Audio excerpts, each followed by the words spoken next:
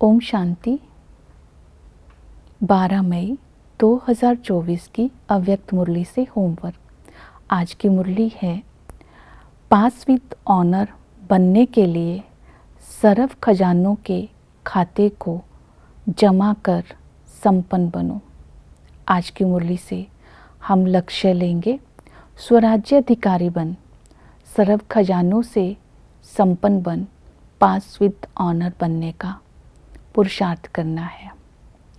आज की मुरली में विशेष बाबा ने खजानों की संपन्नता के ऊपर अटेंशन दिलवाया। इसके लिए आज हम रिफ्लेक्शन करेंगे, संपूर्णता के आईने में सूक्ष्म लगाव के धागों को चेक करेंगे और उनको निकालने का पुरुषार्थ करेंगे। क्योंकि संपन्न बनना है तो जहाँ मन बिना श्रीमत पर जा रहा है, बुद्धि बिना श्रीमत पर जा रही है, वो लगाव है, वो चीज़ हमें बाबा से दूर करती है। जो चीज़ बाबा से दूर करती है वो हमारे खजाने को ख़त्म कर देती है। तो ये रिफ्लेक्शन आज अपने अंदर करनी है और स्वमान लेना है, मैं स्वराज्य अधिकारी आत्मा हूँ। हर सेकंड अपने माइंड को कंट्रोल करने का अभ्यास करना है। जहाँ चाहे, जितना देर चाहे, अपने मन के संकल्पों को लगाने का अभ्यास करना है और ड्रिल करनी है, मैं परम धाम निवासी आत्मा हूँ। तो धीरे धीरे स्व की कर्म इंद्रियों पर राज्य हो जाएगा।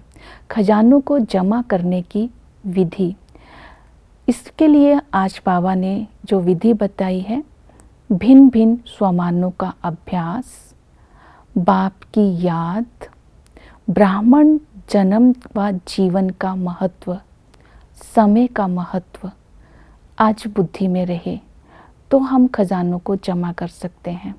पहली विधि है 3 बिंदियों का स्मृति स्वरूप बनना। तो बाबा ने कहा, अमृत वेले उठ करके 3 बिंदियां जो है उनकी स्मृति में लानी है। मैं आत्मा बिंदी, बाप बिंदी, ड्रामा बिंदी। इन स्मृतियों का तिलक लगाकर सारा दिन रखना है। हर 1 घंटे में अपना समय और संकल्पों को चेक करना है, कितने साधारण गए, कितने व्यर्थ गए। साधारणता और व्यर्थ में जो एनर्जी गई उसको ख़त्म कर उसको पॉजिटिव में लेकर के आना है। क्योंकि ब्राह्मण जीवन में हर चीज़ को हमने पॉजिटिव ही देखना है। तो ये जमा करने की विधि बताई। दूसरी विधि बाबा ने बताई है, फालतू बातों को फुल स्टॉप लगाओ। बाबा ने जो स्वमान दिए उनकी स्मृति में रहो, बाबा की याद में रहो, समय के महत्व को इमर्ज करो। तीसरी विधि बताई, अमृत वेले जो बाबा के सामने हम वायदे करते हैं, उन वायदों को सारा दिन अपने संकल्प या वायदे जो किए हैं उनको प्रैक्टिकल में लाने का अटेंशन देना है। तब ही हमारे खाते जमा हो सकते हैं। जो भी हिसाब किताब है उनको योग अग्नि से भस्म करने का अभ्यास करना है। अपने बोल को श्रेष्ठ रखना है। अपनी भावना, जो हमारा भाव है वो आत्मिक भाव हो और भावनाएं श्रेष्ठ और शुभ हो। इस बात पर अगर अटेंशन होगा तो हमारे खाते जमा होते जाएंगे। इसी तरह जब सारे खजाने जो बाबा ने दिए हैं उनको हम जमा भी करेंगे और बढ़ाएंगे भी, तो भिन्न भिन्न स्वमानों का अभ्यास करेंगे। पहला स्वमान लेंगे, मैं पद्मा पदम भाग्यशाली आत्मा हूँ। इसमें ब्राह्मण जीवन और ब्राह्मण जन्म के महत्व को, इससे होने वाली प्राप्तियों को स्मृति में रखेंगे। बाबा ने इसमें हमें स्मृति दिलाई है कि संगम पर बाप का बनना, पदम गुना भाग्य मिलना। क्योंकि इस समय परमात्मा बाप से हम भाग्य ले रहे हैं, बना रहे हैं। परमात्मा बाप द्वारा जो दी गई नॉलेज के द्वारा और बाप की याद के द्वारा हम पद्मा पदम भाग्य को बना रहे हैं। तो हर सेकंड हमारा हर कदम में भाग्य बन रहा है। ये श्रेष्ठ स्मृति, श्रेष्ठ नशा और श्रेष्ठ निश्चय बुद्धि में रहे तो हम खजानों से संपन्न बन जाएंगे। दूसरा, हमें स्वमान लेना है।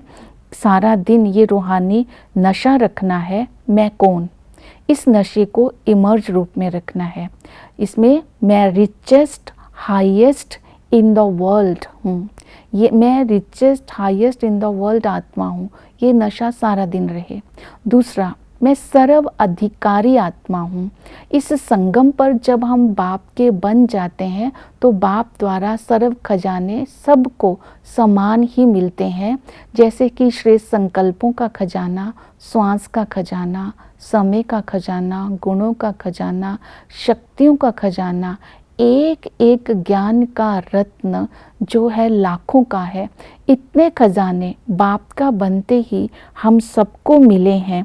तो इन खजानों को हमें बाबा ने समान रूप में दिया है, लेकिन इनको स्मृति में रखना है और इनको जमा करना है। तो मैं सर्व अधिकारी आत्मा हूँ, तब ही इन खजानों की स्मृति रहेगी और इनको सेवा में लगाकर जमा कर सकते हैं। इसके साथ बाबा ने कहा कि ये स्मृति रखनी है, मैं तकदीरवान आत्मा हूँ। नॉलेज के दर्पण में अपनी तकदीर की तस्वीर को देखते हुए आप अपनी तकदीर के तस्वीर को देखते गीत गाते रहना है। वहाँ ड्रामा, वहाँ मेरा भाग्य, वहाँ मेरा परिवार।